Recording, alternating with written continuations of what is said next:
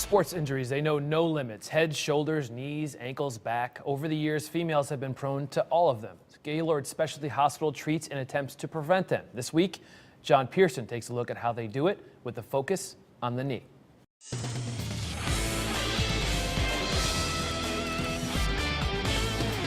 It's become the hallmark injury for young female athletes, the ACL. The research shows that females are about 8 times more likely to injure their ACL than a male athlete. Sprains, strains, tears. At Gaylord Specialty Hospital, Amy Morocco and the other therapists have seen it all. Anterior cruciate ligament injuries in females is at the top of the list. It seems like they're more likely to get injured because of different anatomical just kind of being built differently, and then there's hormonal influence there as well, and just the biomechanics. Girls generally tend to not be as strong as male athletes, and it's just kind of a matter of circumstance.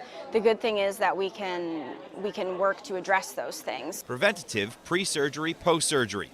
Gaylord's orthopedic and sports medicine practice in North Haven is staffed for every situation, male or female.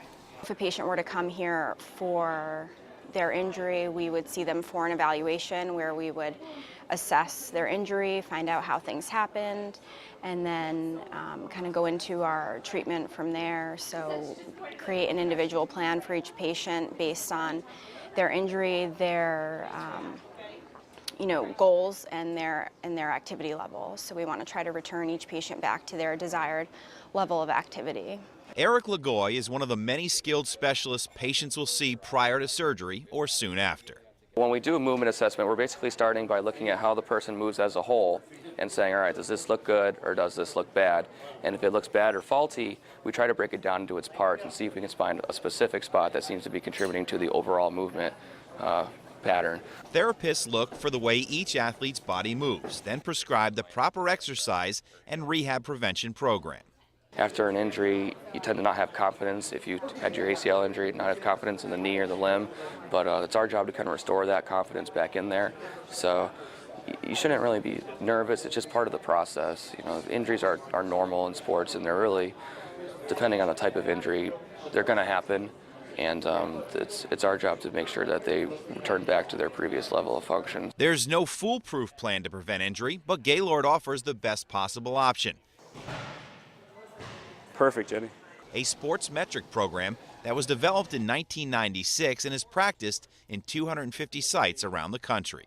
The whole goal of the sports metrics program is it's an ACL injury prevention program where we take athletes through a program of 5 different steps where we'll do a dynamic warm-up, plyometric jumping, strength and conditioning, speed and agility, and then at the end of the sessions do some flexibility with them.